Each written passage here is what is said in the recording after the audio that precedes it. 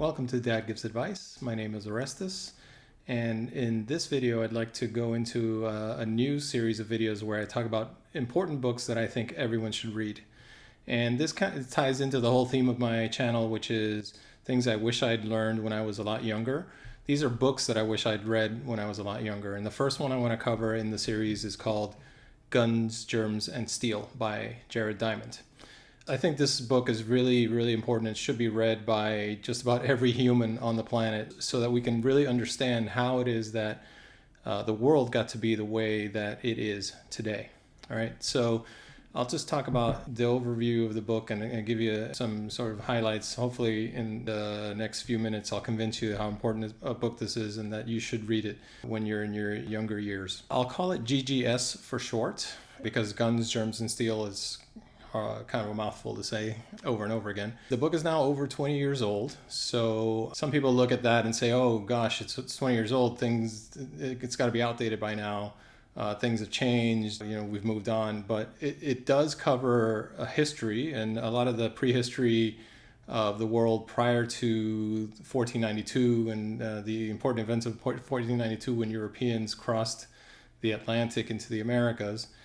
And being a history book, it still holds up very well and really does a great job of explaining how it is that the world got to be the way it is today. There are some problematic terms used that back in the late 90s, it wasn't as problematic to use some terms for some indigenous people in the world. And since then, we've learned a lot more and we're a little bit more careful with our language these days. And so there are a couple of terms used in the book that wouldn't be used if the author were writing it today, but back then these were okay to use, and so we shouldn't discount the whole book just because there's a couple of problematic terms in it. And I'm sure that the author will release or would release a reprint fixing these and just basically just calling these people indigenous people rather than what he calls them in the book. But like I said, that little detail doesn't detract from how important I think this book really is. For this book, I actually recommend that you get a physical copy. It's been out for a while, so of course there's paperback. Don't let the size intimidate you. It's an easy read. It's over 400 pages, but it's a pretty easy read, and it actually helps to have the paper copy because there's lots of illustrations and there's lots of important tables in the book that the author points to prove his point. In other words, to drive home the message that he's trying to drive home every step of the way. If you do go ahead and get an audiobook version of it, it will still drive home the message, and you'll get about 80 to 90% of the story, and it'll be pretty clear. But the paper version gives you that full picture, which that's why I recommend it. So why is this book so important? And why do I keep harping on it? Why do I think everybody should read it? Well, the main thing is that this book helps really bring human history to life and helps explain why the world is the way it is today. I've said that a few times already, but that's the message I'm trying to drive home. Is this particular book will explain some things that we kind of take for granted today. Why is it that Eurasians and specifically Europeans took over the Americas, and why did they take over several parts of Africa and Australia, and why wasn't it the other way around? And it also is something that's refreshing as far as a history book goes or lessons on history goes, because if you're like me, some of the history classes that you took in high school were kind of boring because a lot of it was dates and names and places, and not a lot of it was tied together very nicely, or there wasn't a lot of context as far as like if you were learning about American history, you didn't know really what was going on in China at the time, or if you're learning some things that are going on in the United States around the time of the Revolutionary War, it would have been great to know, what was going on in China, what was going on in Europe, what was going on in other parts of the world.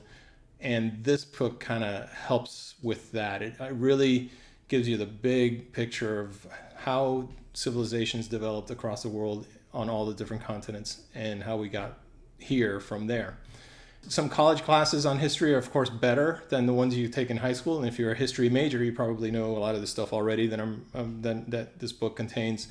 But if you go to college and you take just the one history class that's typically required of other majors, you're not going to get exposed to most of these things that are in here, probably, unless you happen to take the course that talks about the development of human civilizations on all of the continents, even if that course exists in your school. So for those reasons, I think it's an important book that we should all read and that we should all digest so we can better understand what happened. How did we get there?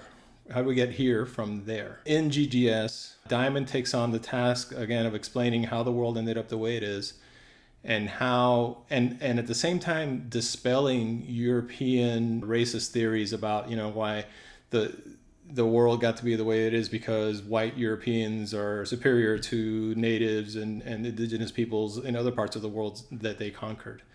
After 1492 and for hundreds of years thereafter, lots of people around the world believed that. They actually thought that the reason why Eurasians and Europeans took over the rest of the world, or most of the rest of the world, is because they had the right God and they had a superior intellect due to their race.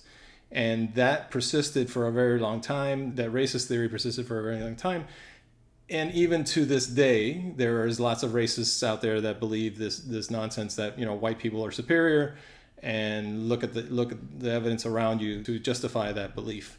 Well, again, this is a major reason why this book is so important. It really dispels that racist theory and gets down to the real root causes of how it is that Eurasians and Europeans conquered the New World and conquered parts of Africa and Australia and other parts of Southeast Asia. The book starts with what Diamond calls Yali's question. And Yali is a friend of his from New Guinea who poses a simple question. He looks around, he sees that the Europeans have gone all over the world and have taken over lands and are now ruling in places where indigenous peoples previously were. And he asks, why is it that Europeans were able to develop so many technologies and what he calls cargo, which means all these supplies and ability to supply people from a distance. And why is it that Europeans were able to develop these technologies and conquer the indigenous peoples and not the other way around? Why isn't it that people from New Guinea, why didn't they end up going to Portugal or Europe and take over in that direction? So that's Yali's question, and that's kind of where it's kind of what set Diamond off in the direction of answering that question. And he goes through a long series of arguments to help answer the question. He also starts the book, so that's kind of in the prologue, and he starts the book talking about a small group of Spaniards led by Francisco Pizarro, who arrived in what is modern day Peru and essentially conquered the Inca Empire in I think it was in the early 1500s. So it's a small band of less than 200 Spaniards on horseback arrived in Cajamarca and managed to capture the Inca Emperor Atahualpa and hold him for ransom. And the story from there goes on to, of course, the Spanish subduing the Incan Empire and ruling over Central and South America for the next several hundred years. And the question again is posed in the book by Diamond. Why is it that Pizarro and his small group of men were able to do this coming from Spain with ships and not the other way around? Why wasn't the massive Incan Empire led by Atahualpa able to travel in the other direction towards Spain and land in Cadiz, Spain, and take over the Spanish Empire? It's an important question, and it has a lot of repercussions, a lot of interesting facts, a lot of interesting arguments that lead us to understand why exactly that happened in that way. Diamond goes all the way back to the beginning. He starts off with that question, but he goes all the way back to the beginning of animal and plant domestication in the Fertile Crescent over, I believe, 6,500 years ago, and explains the factors that led Pizarro to defeating Atahualpa in what is present-day Peru. The book's title gives you a big clue as to the central themes that led history to unfold the way it did. Of course, guns, germs, and steel. And when gunpowder and guns were first developed in Eurasia, of course, the Europeans had an extreme advantage with their metal weapons and their guns. The most deadly factor is the middle part there, the germs. It was a bigger factor even than the guns or the steel.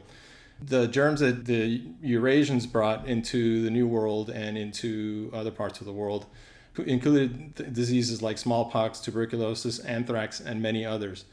These all came with the Eurasians as a result of domesticating cattle, pigs, goats, and other animals far, far earlier than other humans had seen those animals. So for thousands of years in Eurasia, humans had coexisted and lived with these animals and were able to develop immunity to these diseases. And by the time they got to the New World, all the peoples in Eurasia pretty much were immune to these diseases, and they brought these diseases with them into lands where those animals and diseases had never been seen, and therefore that wiped out, by some estimates, up to 90 to 95% of the local indigenous populations.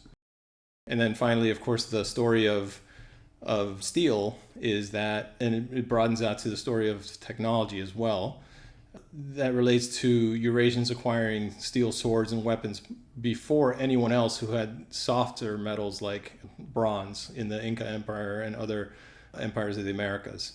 So steel meets bronze, steel wins because it's a harder metal, and it's just a not a fair fight at that point. Diamond goes on to explain how Polynesia was peopled, how Bantu farmers took over most of Africa, how China became Chinese, and he provides a stark comparison of the development of Eurasia and the Americas, and how the different factors of geography and other things combine to set the course of development in the two continents in very different ways.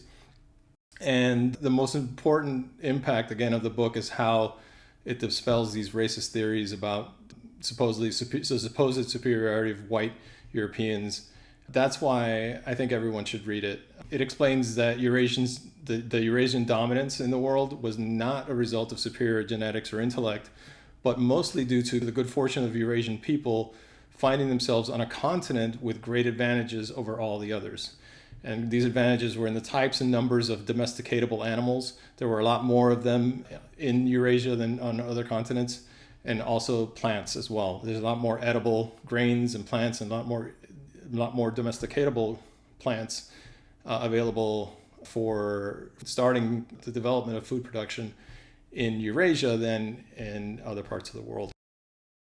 The orientation of the landmass itself, the way Eurasia is east-west oriented versus north-south, helped a great deal as well, because now you've got the ability to translate plants that were discovered and domesticated in the Fertile Crescent all the way across an 8,000-mile expanse of Eurasia. And the way that works is if you're in the same latitude, you're in essentially the same temperate zone, in the same growing type of environment. And so plants that work in one area will work all the way across the Eurasian continent.